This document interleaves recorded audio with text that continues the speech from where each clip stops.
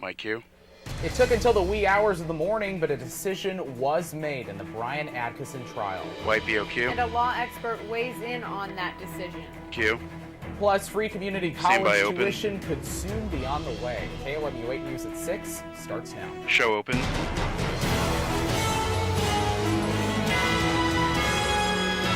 Rings, Q anchors. A Boone County judge declared a mistrial overnight on 2 of the 3 charges against Brian Atkinson. Good evening, I'm Brittany Super Keeper. And I'm Colin Ruane. Thanks for joining us. Atkinson was accused of burglary, rape, and deviant sexual assault in Boone County. At 2:30 this morning, 7 hours after the jury began deliberating, the jury found Atkinson not guilty on the burglary count, but could not agree on a verdict on the rape and deviant sexual assault charges. Q6. It was a long 2 days of the trial that ended in the early hours Package this is morning. next. That package will run 1 minute, 46 unfolded. seconds. And package is in. Early Wednesday, jury selection began around 9. By late afternoon, opening statements got underway. Day 1 featured the prosecution's key witness, Atkinson's ex-girlfriend. She testified their relationship ended in February 2013, but she communicated off and on with him in the months following. The defense said she could have defended herself and escaped or called police, but did not. Thursday morning, the defense started cross-examining the alleged victim, arguing details from her story told in court did not match what she told detectives. The afternoon featured 4 state witnesses: the nurse who examined the alleged victim, a Columbia police detective, a friend of the victim, and the victim's When is the last roommate. super? The nurse said the injuries were consistent with someone being held down. The defense poked holes in that testimony. Detective Mitch Baxley told jurors what Atkinson said he talked to his ex-girlfriend about on the phone was not what he told police the two talked about. Throughout the trial, prosecutors tried to paint Atkinson as a liar. The victim's friend testified in texts between her and the victim that the alleged victim did not mention the attack. She said later, though, the victim did tell her about it. Finally, the victim's roommate testified he had not seen Atkinson at their home since early 2013. Atkinson said he had been there at least 20 times in the weeks prior to the alleged rape in May 2013. The defense did not call any witnesses. In closing arguments, the state described the alleged victim as brave and smart and pointed to physical evidence they said was not consistent with consensual sex. The defense closed, saying it was consensual. And Q6, stand by 4. The jury started deliberating at 7:30 last night, ordered in dinner, and spent more than 7 hours behind closed doors trying to come to a decision. At 2:30 this morning, they wrapped up. When the judge asked whether sleep would have helped them reach a verdict, they say it would not have. And 4 is in. A law expert tells us what we can expect next after a judge declared the mistrial in the Brian Atkinson case. When asked if it was uncommon for the trial to last until 2:30 this morning and why he thought the judge didn't let the trial roll over until the next day, MU Law School professor Ben Trachtenberg says judges have a large amount of discretion on how they run their courts. Shots in, stand by 4. Hey, you guys want to stay another few hours? Or you want to leave and come back? And I don't know that she asked the jury that, but that's the kind of thing the courts are thinking about all the time. They don't want to make the lives of the jury any worse than it has to be. Q4, stand by 6. Trachtenberg says in the case of a hung jury, the judge tells the prosecution they have the option of starting a new trial. 6 is in, 4 spins. Even though Atkinson's trial in Boone County is over for now, there are still many future days in court for him. Atkinson's next scheduled court date is January 13th in the Caldwell County case, which is one of the many mid-Missouri counties that has charges against Atkinson. Atkinson's pending criminal charges began in August of 2012 coming out of Clay County. He has 2 charges against him there. In Carroll County, there's a charge against Atkinson for an incident of tampering with a motor vehicle. Caldwell County is charging Atkinson with kidnapping, domestic assault, and violation of a protection order. Those 3 charges are being moved to Livingston County. The most charges come from Camden County, where Atkinson faces 4 charges there. Stand by 6. And his final remaining charge is in Morgan County with burglary. 6 is in, stand by 5. It's still unknown on whether the prosecutors will seek a retrial in Boone County. If you want to see a full detailed look at all of Atkinson's other charges. Stand the by timeline 5. of the case, you can visit our website at KOMU.com. Q5, stand by 4. President Barack Obama proposed to offer the first 2 years of community college for free Wednesday. So what does that mean for community colleges in our area?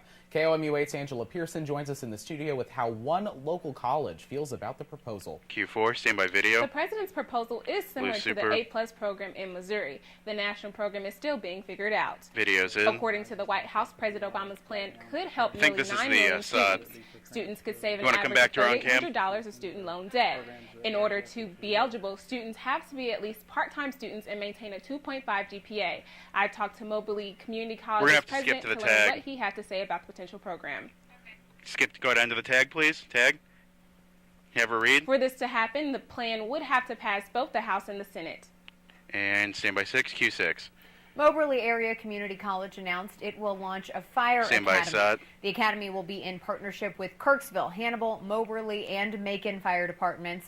The school's president says the academy will address a growing need for emergency personnel certification in rural and city departments across the area. Sats in, One stand of by the things I'm 6. most proud of about it is just the collaboration Blue that Super. occurs between 4 cities in our service region. You know, if the cities didn't collaborate, Excuse we me, probably stand couldn't by have made it 6. happen.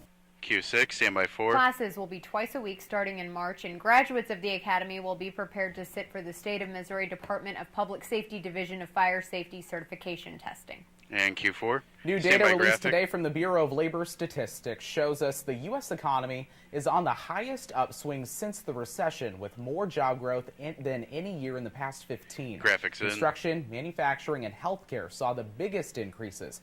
MU economics professor Peter Muser says an improving economy is typical following a recession. Change However, graphics, stand by the improvement 6. typically comes 2 to 3 years after a recession, not 6 years later. Even with more people being hired, data shows they're being hired into low-wage jobs. Q6. Governor Nixon took a trip to Washington, D.C. to urge Congress to lift the trade embargo on Cuba. Videos he in, wants stand by Missouri Sud. to be one of the first states to send a trade mission to the nation. Nixon says the U.S. should not ignore trading with 11 million potential customers. Sats in, stand by This 6. is a trade competition that U.S. farmers should be winning and are prepared to win. And the fine folks in the Show Me State are ready to step up and lead the way. Q6, stand by 5. Nixon believes Missouri could trade goods including corn, soybeans, and meat products. He says the technology and products are Stand by ready to 5. trade when the doors open. Q5. Federal Q5, please. guidelines for school lunches have been changing over the past 3 years, and now Columbia Public Schools is trying to keep up. Even though CPS is meeting USDA requirements, they're still fighting through the hardest parts of all the new rules. Graphic, They already 4 met the spins. challenge of needing to migrate toward all whole grain foods for all carbohydrates. And they meet the Change. standard of giving every student a fruit or vegetable. With Change. these additions over Stand the by past 3 sub, years, yo. they're now looking forward to increasing the amount of students who eat lunch. Currently, school lunches are taking a financial hit across the nation, says Columbia Public Schools Nutrition Services Director. Savio's in. Mandates have been unfunded, or at Blue least Super. inadequately funded. So there's not been much additional funding added to compensate schools for the additional cost and labor and the infrastructure associated with improving school meals. Q Collins, stand With by the 6. underfunding and a 2-year drop in the amount of students getting school lunch after the changes, Columbia Public Schools will be focusing on increasing the amount Stand by of students 6. to enjoy a healthier choice. Q6, stand by The 4. weekend is ahead, and it looks like the coldest weather is gone for now, so let's send it over to Mallory for a look Stand at by our 4. forecast. Q. Stand by Well, graphics. tonight we actually will be still in the single digits for our Dissolve overnight lows, but graphics. tomorrow we will see just a little bit of a warm up in our temperatures. We'll be back in the upper 20s. We did have some very gusty winds across the mid-Missouri area today. We can see that for now our winds are about northwesterly at about 8 miles an hour out there, so starting to calm down, which is usually what happens after the sun sets. We get a little bit of a calm down with those winds. Our feels like temperatures were still in the single digits, some teens out there as well. We're at 7 in Columbia right now, 10 in Jefferson City, 17 in Boonville. So these are those wind chill temperatures there, and we will be at 6 Stand by degrees for our 4. overnight low temperature here, coming just before sunrise. I'll give you more detail about that coming up in just a few minutes. And Q anchors for T's. A Missouri home up in flames and a family of 7 having to take a leap to safety. White VOQ. And a woman fighting for her life against the flu in the hospital, but she may not be the only member of the family fighting. And tune's full. Brake is in.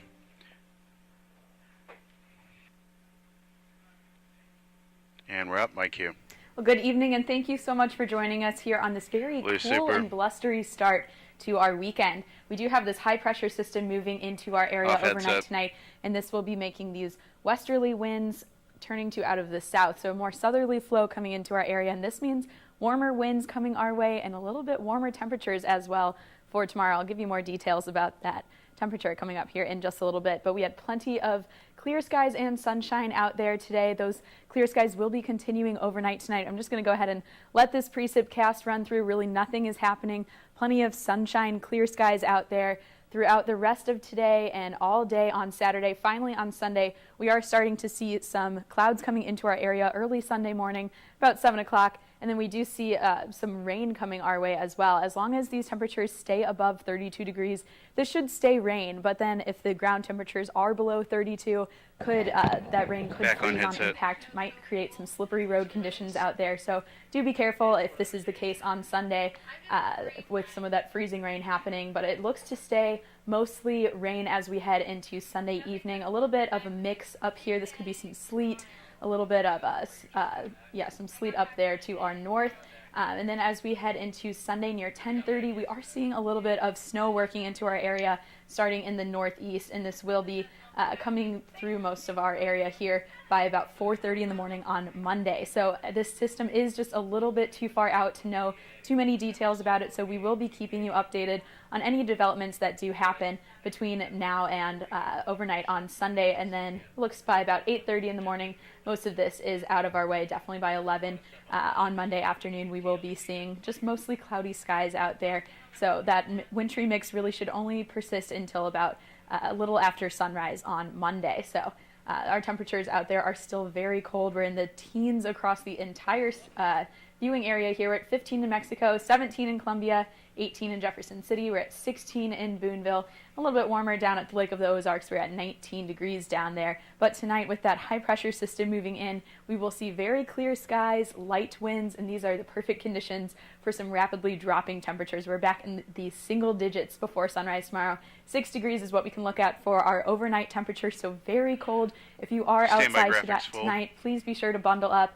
Hat, scarf, gloves, heavy coat, these are all things that you should have, but it will not be nearly as windy as what we had today. We had some gusts up to 30 miles an hour out there, but tomorrow winds out of the south 5 to 10 miles an hour. 29 degrees will do it for our high temperature, so just a little bit warmer than what we had today. Sunday, again, that wintry mix is possible. Now clear. Stand by Monday, weather we're looking IQ. at 30 degrees, and again, that mix continuing through early morning on Monday. Tuesday, back in the upper 20s, and we look to warm up just a little bit for the end of the work week.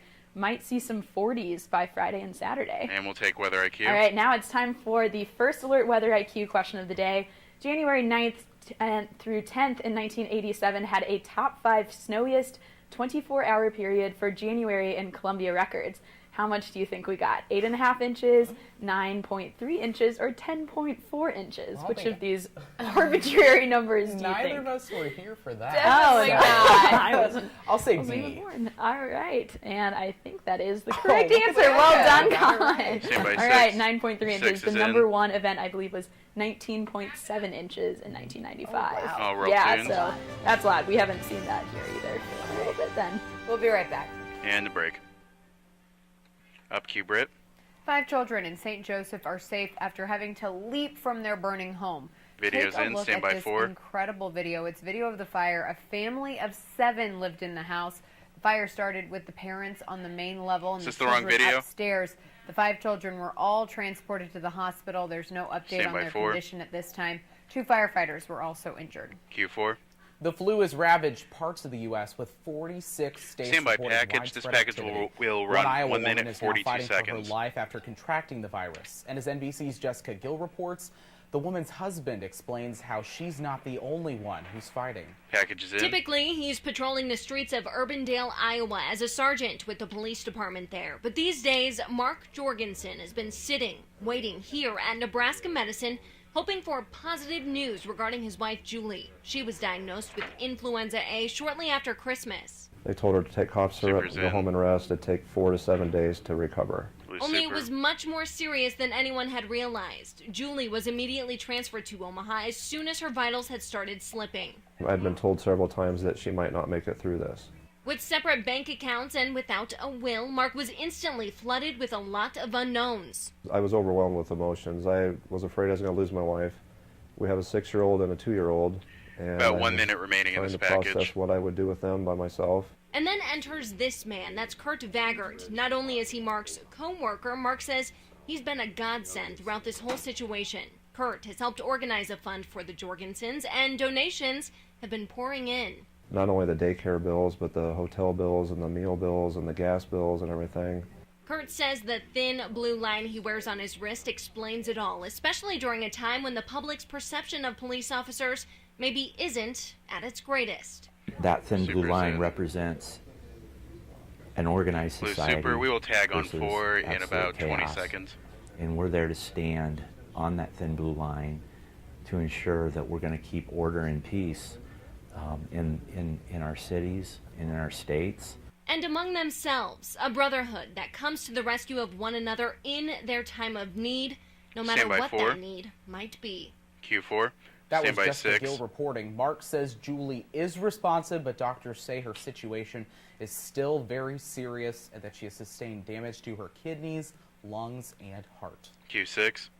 All right, we've got some video of dozens of vehicles clogging up the freeway in Huntley, Illinois after a series of crashes and spinouts. About 24 cars, including 6 tractor trailers, were involved in accidents along Jane Addams Memorial Tollway earlier. There were no serious injuries. We'll go to Sports Tees next on 4. Stand by. The chain reaction. Q4. The city of St. Louis made its next step in trying to keep the Rams in Missouri. Dissolve video. Details about the Rams' new stadium proposal will be revealed next in sports. No banner. Go to break. 26 heavy. 26 heavy. And we are up. Opens in. Now from the Ford Sports Desk, KOMU 8 Sports. Rings Q. A lot of signs are pointing to the St. Louis Rams moving to Los Angeles. One of the biggest signs is that Rams owner Stan Kroenke is a part of a group trying to develop a NFL stadium in Los Angeles. But the city of St. Louis isn't going down without a fight, though. They revealed plans today for their own brand new stadium. The stadium would seat about 64,000 people on 90 acres of land, about half a mile away from the Gateway Arch. Cost for the stadium would be approximately between $860 and $985 million. While the plans made have the Rams in mind, the stadium won't exclusively be a football stadium. Stadium plans also account for a potential Major League Soccer team. The Rams organization has said they have seen the plans, would review them, and then would speak to the task force that was in charge of making these proposals. Q4. Michael Agnew has moved around a lot this NFL season. He was released by the Miami Dolphins before the beginning of the season. The Detroit Lions signed him 2 days later, but let him go later that week. And after about 10 days, Agnew was signed by the Jacksonville Jaguars practice squad in September. And then today, Michael Agnew was signed by the Pittsburgh Steelers. Videos in. Agnew, along with 4 other players, agreed to a reserve future contract this afternoon. Agnew has only 7 catches and 69 receiving yards since coming to the NFL. At Mizzou, Agnew was a Mackey Award-winning finalist, a consensus first-team All-American, as well as a 2-time first-team All-Big 12 selection. Agnew will join former Mizzou wide receiver LaDainian Washington, who also signed a reserve future contract yesterday with the Steelers. Q4. The Atlanta Hawks have come out of the new year on fire. They have won all 4 of their games since the new year, and former Mizzou basketball player Damari Carroll is thriving alongside his team. Since the new year, Carroll has been averaging 10.8 points, 6.8 rebounds, and 2 assists per game. Other than scoring, Carroll has improved in both rebound and assist categories compared to his current season stats. Now let's take a look at minutes, steals, and blocks. There are increases all around in those categories since 2015 began. Granted, it's a little early to be comparing his 2015 numbers to his season totals, but it seems Carroll is trending upwards. He'll look to add to those numbers tonight when the Hawks take on the Detroit Pistons. Q4. And in SEC news, the Texas A&M Aggies are going to be down a quarterback next season. Aggies quarterback Kenny Hill has been granted his release from Texas A&M, according to coach Kevin Sumlin. Hill thrived early on for A&M as he threw for 2,649 passing yards and 23 passing touchdowns last season. But Hill was suspended for 2 games in November and was benched for the rest of the season in favor of freshman Kyle Allen. Rumors say that Texas Christian University, or TCU, are currently the frontrunners for Hill. And that's sports. And we'll go to break.